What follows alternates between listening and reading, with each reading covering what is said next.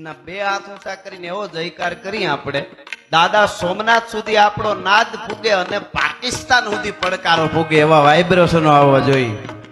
હવે પાકિસ્તાન વાળા જુનાગઢ જોઈએ ને બોલો, મને વિચાર થાય છે ગજબ કહેવાય. ન્યા બેઠા બેઠા મૂળ હું ચોલું બલુચિસ્તાન છે ને આપણી યારે ભળવા તૈયાર થઈ ગયું છે. ન્યા એક બે બેનું છે ને અટાણે બળવો કરી રહ્યું છે એમના ન્યાના, અને એટલું માણા ભેળું થઈ જાય છે, લાખો માણા ભેળું થઈ જાય ને અમને કઈક કરો. ઈ હવે તૈયારી છે એટલે ઈ મીડિયામાંથી એની નજર ભટકાવવા આ બાજુ કે અમારું જુનાગઢ અમારું છે. ખીચડી ખાવી છે જુનાગઢ અમારું. મેં કીધું મને મીડિયા વાળા ભાઈ બધા અહીંયા છે એમનો પણ હું આભાર માનું. મીડિયા વાળા મને કે તમારું શું કહેવાનું, પાકિસ્તાન ને સપનું છે જુનાગઢ નું લેવાનું તો પૂરું થાય. મેં કીધું વહેલા મોડું થાય કરું પણ પાકિસ્તાન ભારતમાં ભળી જાય એટલે પછી તો એમનું કહેવાય ને જુનાગઢ. ઈ એક રસ્તો છે. એને જો જુનાગઢ એનું કરવું હોય આમાં આવી આવે તો પછી તો આખા ભારતનું કહેવાય ને જુનાગઢ. તો કાળજ્યું છે ભારતનું, હિમાલયનો દાદો ગરવો ગિરનાર છે. હવે ઓલો બિચારો પ્લેનમાં કૂતર્યા ભરીને ભાગી ગયો છે તેથી નવાબ ઈ પાછો અહીંયા આવું એને એટલી ખબર હોવી જોઈએ કે નહીં. હા એ તો આપણા આરજી હુકુમતના બધા જેટલા લડવૈયાઓ અને સરદાર વલ્લભભાઈ પટેલ અને એવા કેટલાય જેમના નામ બહાર નહીં આવ્યા એ બધા સુરવીરોને એકવાર તાળીએથી વધાવો એટલે જુનાણાની ધરતીમાંથી રાતોરાત નવાબને ભાગી જવું પડ્યું હતું. અને એને બે રસ્તે કોઈ ખોટા પડે છે. જો મતની દ્રષ્ટિએ તેથી જુનાગઢમાં મત આપણા 90% આવ્યા હતા કે ભાઈ ભારતમાં રહેવું, એટલે એમાંય આપણે જીતી ગયા.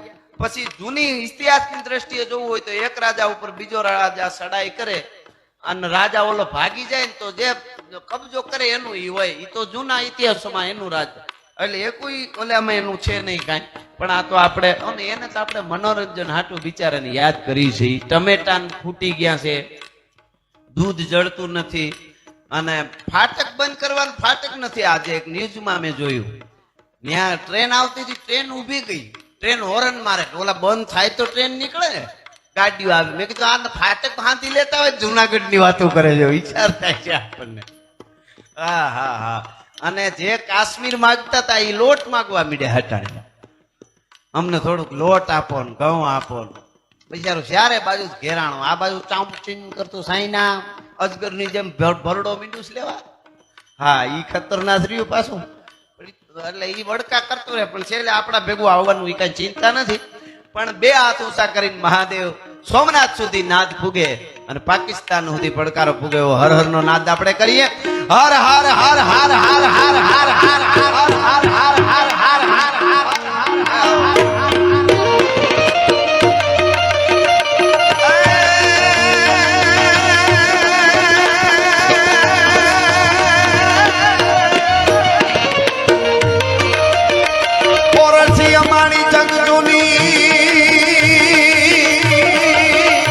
અને અમારો ગઢ જૂનો ગિરનાર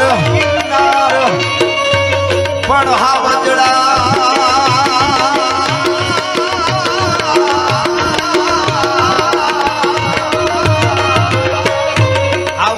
હે ઝડપીએ એ અમારા નાના દરદેના.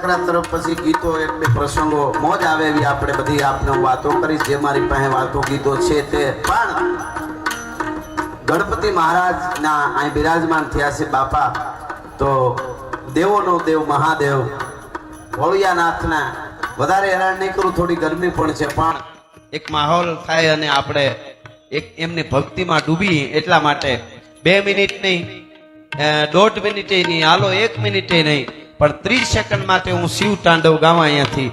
દશાનંદ રાવણ પોતાની રઘુનો રાવણ હતો બનાવીને માથે કામથી ભરતી હોય, અને એ દશાનંદ રાવણે લખેલું શિવ તાંડવ બોલો. આપને બધાને 2 હાથ ઊંચા કરીને આવી રીતે મને ખાલી અડધી મિનિટ માટે આપવાનો છે. બધાય કોઈ બાકી નો રહે. આપણા બધા વતી મહાદેવની પ્રાર્થના થઈ જાય એટલા માટે 2 હાથ ઊંચા કરીને કેવી રીતે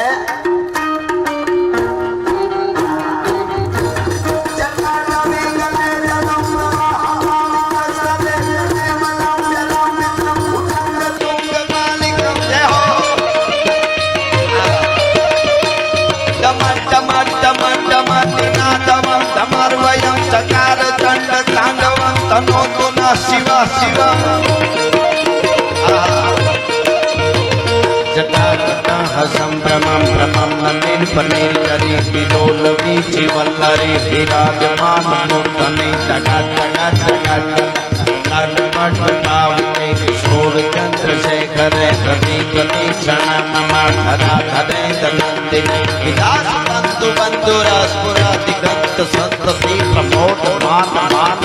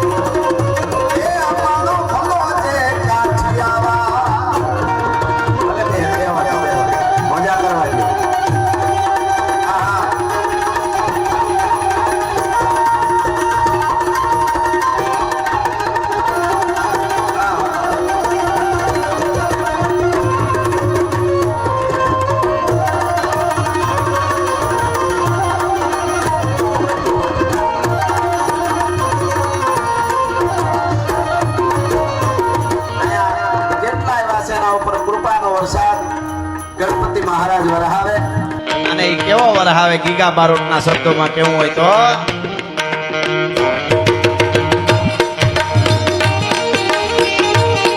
છેડા વિસાડી બાદોના બાળક ધોવલા ગંગારે શોક થાય છે બોધ રાતી બાદો ઉતેરા તારા શબ્દ કિકોરા મોરલા બાદો આહરી બટાણી જડી હે તારા એક રાતે બટાણા